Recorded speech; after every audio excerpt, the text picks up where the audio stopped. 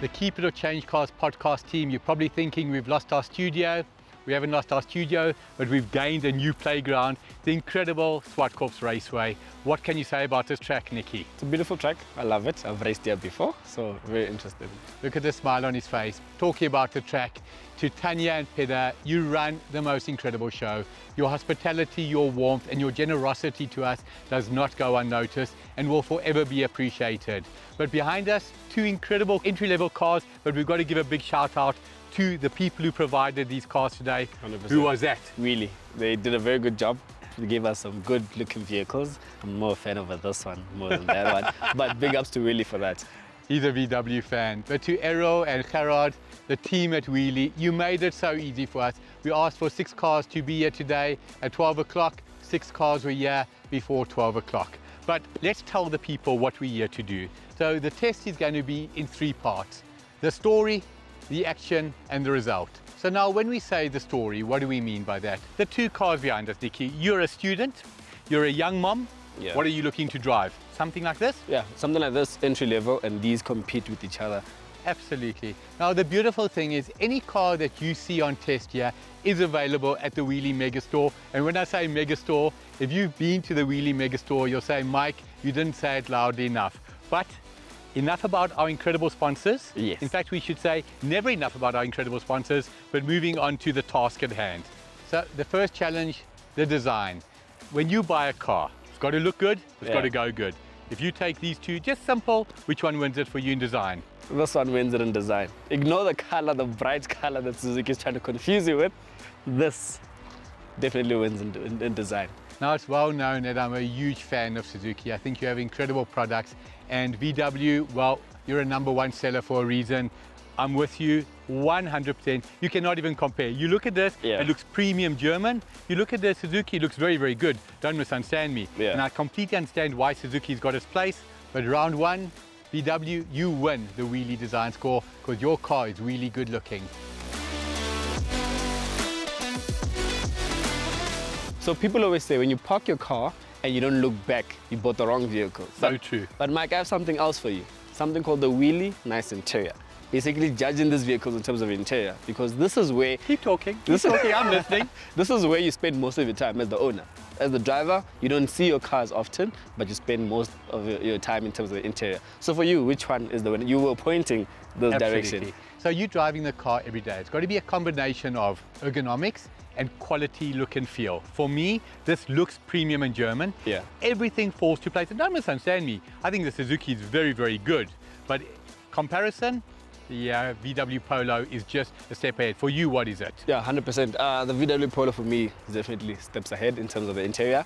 Although in the Swift, when you do get into the interior, it feels a bit dull, feels like a bit too dark compared to the VW. So I've enjoyed being in the VW interior more than the Suzuki. So that's another point for the VW. As we stand right now, it's 2-0 to VW because why? It's got a really nice interior. I love the Weelee. When you're buying a car like this, no question, value for money counts. 100%. So let's be fair. Remember, the Suzuki's 2-0 down. Yeah. But it is substantially cheaper, value for money for you. If budget is a factor, which one are you giving it to? That's value for money, because that's a good 50,000 Rand less compared to this one. So definitely I would 100% go for that in terms of value for money. I see you wearing a Liverpool shirt. Yeah. Your boys are 2-0 down. I know you're a VW man, but the other team is 2-0 down. Have they made a comeback? Yeah, 100%. The score's 2-1 now, definitely. In terms of value for money, the Swift is definitely the better car. Suzuki, you're still in the race, and that's what counts.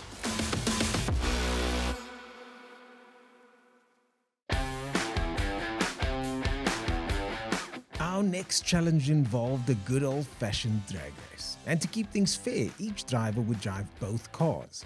But surprise, surprise, Mike and Nicky certainly had their favorites. Gentlemen, let's get ready. In 3, 2, 1, go! There we go. Polo for the win.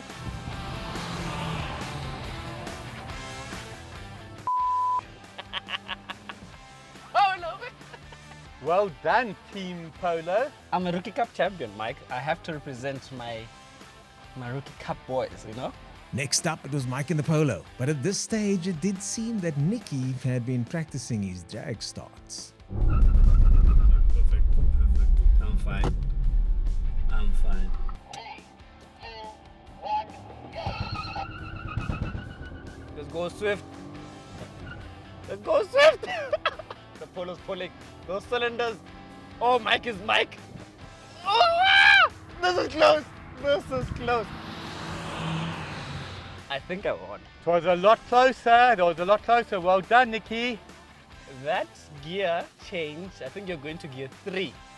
So there's one more race now. Yeah, we need a decider. Okay, first 2 and 2. Okay? Ching, chong. Shoot. Okay, wait. So it's 1-0 to you, eh? So that's first 2 and 2. Shoot. Yes! Okay, perfect. Take your... I'm taking my Polo. At this point, it was clear that the Polo was quicker, but the boys decided to go one more time. But this time, Mike and I conspired to do a little skullduggery. Ernest, you're cheating. What? I give him my pointer. Giving him advice. Ernest is a race car driver, so. 3, 2, 1, You gotta jump, but I'm gone. Not even a comparison. Not even with a jump start could I beat him. I tried to get like a jump start there, that was on me. Nicky, well done, brother. Well done, well done.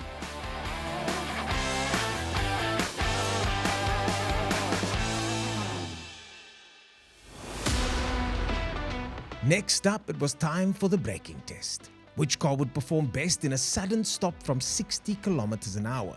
This very non-scientific test would settle the score once and for all. 3, 2, 1,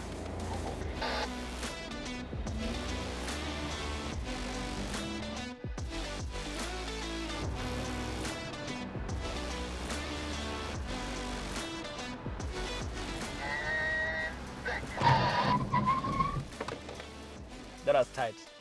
That was tight. And who won that? Say it. Can call me by my first name. People call me Ask Mikey. Off, Mikey, that is by the proverbial bee. Oh no, that's massive. That's massive. That's like a full half a fog light. 3, 2, 1, move off. It's interesting how much quicker the Polo pulls off.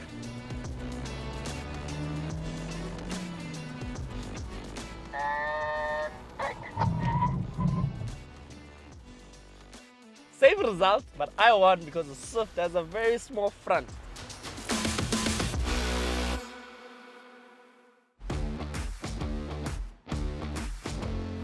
Now I know how Max Verstappen feels when he pulls out. So this is not about doing a quick lap. This is just about giving you how this car feels in everyday driving. Going to be pretty quick, but it's not going to be pushing on.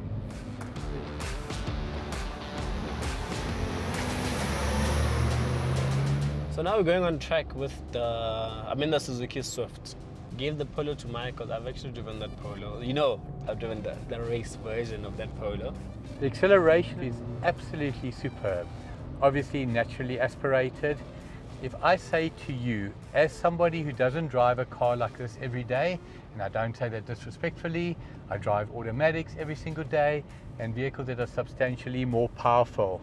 When I compare this to what I would have been driving in 1991, 1992, there is absolutely no comparison.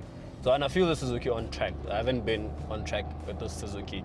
So what I'm looking at is basically how it feels when turning, the steering feel, and the weight shifting. So the balancing of the weights. So when you put it through like that. Every single thing about this Polo is incredible. The gear shifts are magnificent. The clutch is smooth. The steering is precise. It's just absolutely incredible. We're coming through a slalom section now. The handling is superb. The braking is superb. There is not one thing about this vehicle that doesn't talk to me. Okay, the weight transfer is not the worst, but you do feel, especially on a curve, you do feel the car shifts to one side. because I'm hitting a right-hander curve, it's shifting all its weight to the left-hand side. So you do feel a bit of the body roll. What I'm actually doing is simulating real-world driving. And in real-world driving, this is the real deal. I think of my colleagues Ernest, Greg and Nicky. This is what you do when you review cars. As a general rule, I don't review cars. I'm proud to be doing this today at the incredible Zwartkops Raceway for the incredible company that is Weelee.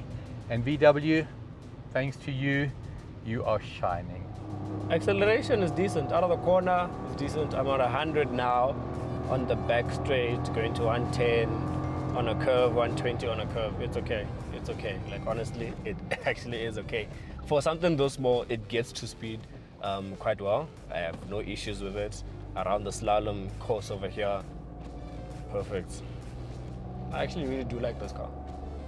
What is incredible is there's absolutely zero negative feedback through the steering.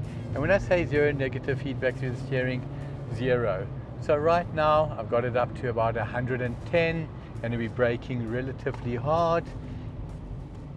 No tire squeal, just nice and gently through the corner, coming down the main straight. Absolutely superb. The tractability of this engine is incredible. Now, we're bearing in mind we're at the Highveld, and you wouldn't expect this car to be having a lot of oomph. I must say, it doesn't feel remotely underpowered. Again, onto the brakes, very, very steady. It's got that typical VW feel. When I say typical VW feel, if you drove a Jetta, if you drove a Golf in the 80s and the 90s, it just had something unique. To VW, this is a #1 seller. I can see why. Remember, if you want one, Weelee have you covered.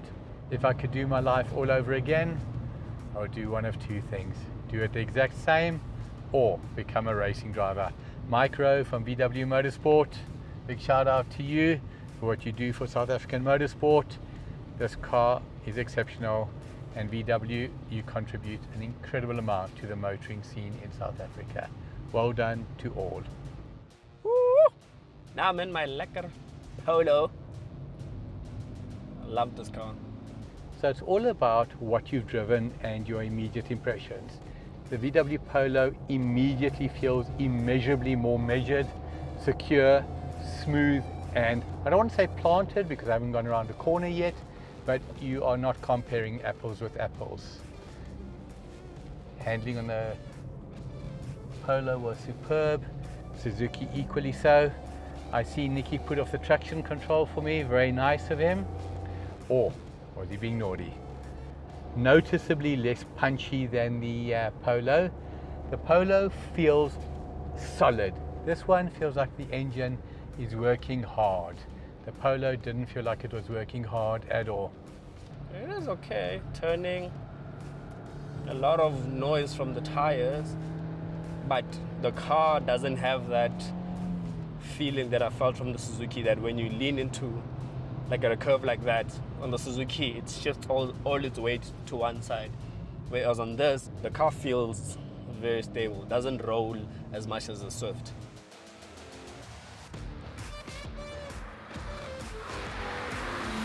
If the Polo is an absolute winner, the Suzuki, you have a win on your hands here. What is incredible in both vehicles, the braking, and remember, we're talking about real world braking. We're on a racetrack, but we're not pushing on hard. I mean, I'm not exactly going slow, I just look smooth. Alain Prost, Nelson PK style. So in that corner there, for example, I definitely didn't go around any faster than I did in the Polo. Easy to induce tire squeal, whereas in the Polo, there was absolutely no tire squeal whatsoever. As a first-time driver, I would say to you, the Polo gives you much more confidence. The Suzuki, definitely, you feel there's limitations.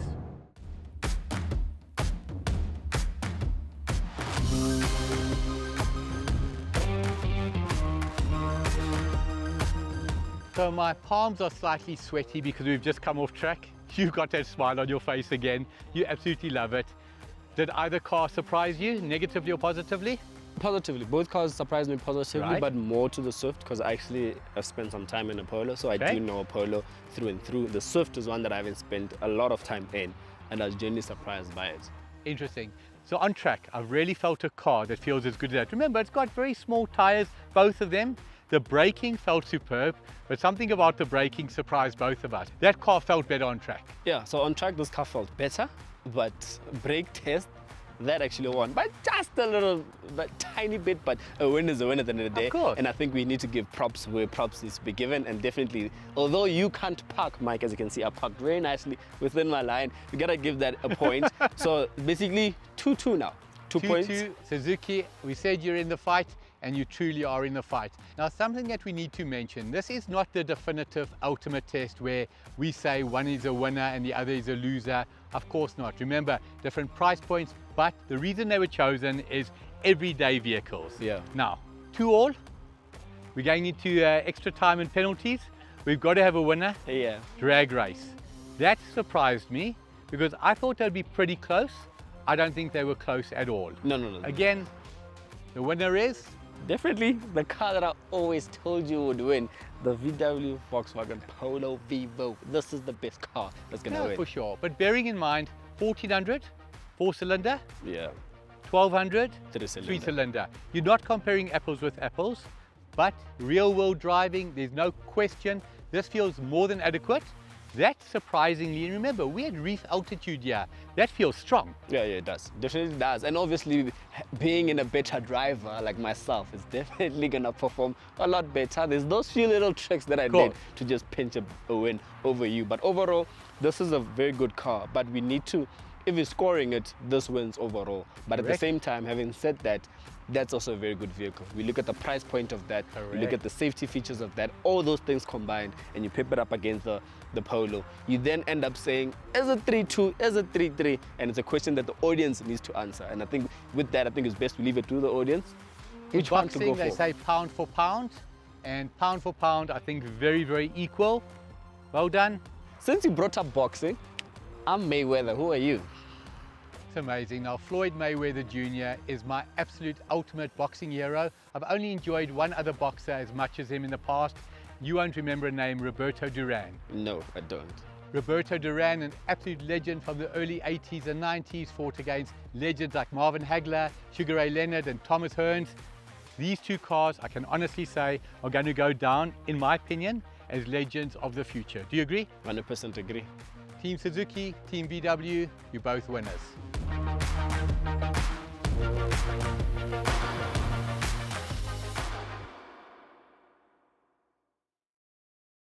So, first challenge, so apologies. So people always say, when you don't... Wait, go again.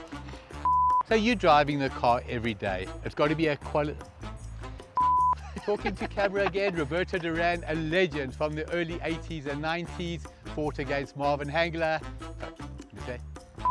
Who do you think's slower, you or me? Slow, you. So we're going to see who wins the rock, paper, scissors. Come, go. Rock, paper, scissors, shoot. Oh, wow, okay. You said I'm slower.